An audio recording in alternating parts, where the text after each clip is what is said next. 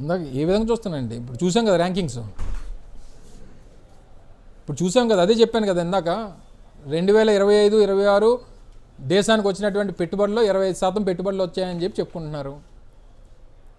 చెప్పుకున్నప్పుడు ఒకటో ర్యాంక్లో ఉండాలి కదా మనం. 1 నుంచి 8కి ఎందుకు పడిపోయాం? నువ్వు కూడా చదువుకున్నావు కదా, మార్కులు ఎక్కువ వస్తే నీకు ర్యాంకింగ్స్ ఎక్కువ ఇస్తారా, లేకపోతే ఫస్ట్ ర్యాంక్ వస్తుందా, లేకపోతే తక్కువ వస్తే ఫస్ట్ ర్యాంక్ వస్తుందా? ఇవన్నీ మినిమం కామన్ సెన్స్ మనకి. కేవలం ఎప్పుడు కూడా నేను కన్సర్న్ మినిస్టర్గా పనిచేసా, ఇండస్ట్రీస్ మినిస్టర్గా, బిజినెస్ రిఫార్మ్స్ యాక్షన్ ప్లాన్ అనేటువంటి దాంట్లో ఏదైతే సర్వేస్ జరుగుతున్నప్పుడు సీక్రెట్గా వారు ఇండస్ట్రియలిస్టులు ఈ రాష్ట్రంలో ఉన్నటువంటి పెట్టుబడిదారులతో ఐవీఆర్ఎస్ ద్వారా కానీ లేదా ఇతరితర ప్రొసీజర్స్ ద్వారా కానీ వారు సర్వే అనేటువంటి జరుపుతారు. సర్వే జరిపినప్పుడు వాళ్ళ తాలూకా ఆలోచనల్ని ప్రతి రాష్ట్రం నుంచి తీసుకొని తద్వారా ర్యాంకింగ్స్ అనేటువంటివి ఇస్తారు.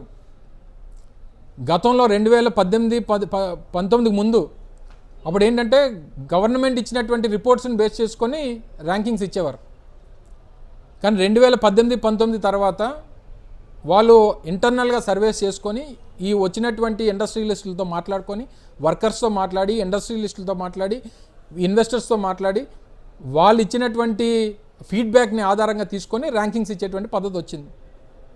ఈరోజు ఆ పద్ధతి వచ్చినప్పుడు నువ్వు 1 నుంచి 8 పడిపోతే నువ్వు ఏం గొప్పలు చెప్తావు? నువ్వు అదే చెప్తున్నా కదా, ఈవెంట్ మేనేజ్మెంటు, మార్కెటింగు, పబ్లిసిటీ తప్పితే గడిచినటువంటి 2 సంవత్సరాల్లో అంతకు మించి ఈ రాష్ట్రంలో ఏం జరగట్లేదు.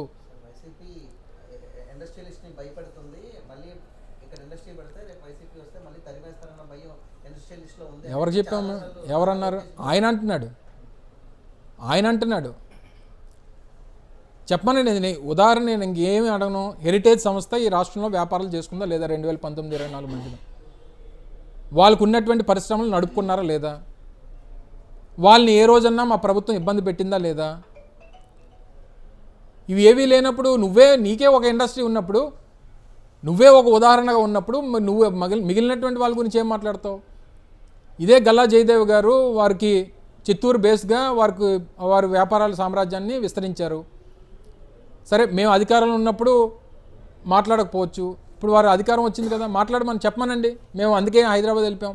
విస్తరణలో భాగంగా కాదు, వైఎస్ఆర్ కాంగ్రెస్ పార్టీ తరివేసిందని చెప్పమనండి. తప్పు కదా. నేను ఏమంటానంటే, ఒకరు విస్తరించుకునేటువంటి, ఈరోజు రిలయన్స్ ఉంది, వాళ్ళు బేస్ ఎక్కడ? గుజరాత్. దేశవ్యాప్తంగా విస్తరించారు అంటే గుజరాత్ నుంచి పారిపోయి వచ్చేసినట్ట?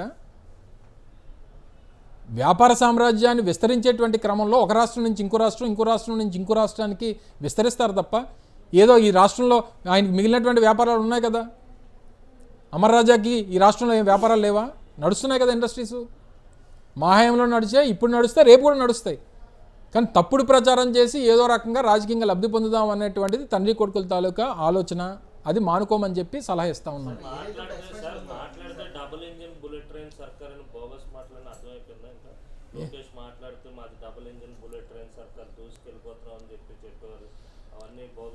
అంటే ఒకటండి, వీరికి ఉన్నటువంటి ప్రచారంలో అంటే పబ్లిసిటీ మార్కెటింగ్లో బహుశా రాజకీయంలో ఉన్నటువంటి అనేక మంది దేశంలో నాయకులు ఉన్నారు.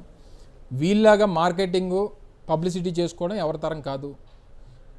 ఎవరికన్నా చెప్పింది చేసుకోవడం అలవాటు, చేసింది చెప్పుకోవడం అలవాటు ఉంటుంది తప్ప ఏమీ చేయకుండా చెప్పుకునేటువంటి అలవాటు ఈరోజు తండ్రి కొడుకులకి రాష్ట్రంలో ఉంది. దానికి డబుల్ ఇంజిన్ అంటారు, ట్రిపుల్ ఇంజిన్ అంటారు, బుల్లెట్ ట్రైన్ అంటారు, హై స్పీడ్ ట్రైన్ అంటారు, ఇంకోటి అంటారు. దానికి ఎన్నన్నా జనానికి ఈజీగా ఉండేటువంటి పదాలు ఎన్నన్నా వాడి వారు ప్రచారం చేసుకుంటారు. పని జరగని దానికి అది బుల్లెట్ అయితే ఏంటి, హై స్పీడ్ అయితే ఏంటి, డబుల్ ఇంజిన్ అయితే ఏంటి, ట్రిపుల్ ఇంజిన్ అయితే ఏంటి? పని జరగాలి కదా. ఏ పని జరగని దానికి ఎన్ని ఇంజిన్లు ఉంటాయని చెప్పు? పని అవ్వాలి కదా, బండి ముందుకెళ్ళాలి కదా. సో అది లేదు ఈ రాష్ట్రంలో. అది ఈరోజు వచ్చినటువంటి ర్యాంకింగ్స్తో అర్థమైపోయింది.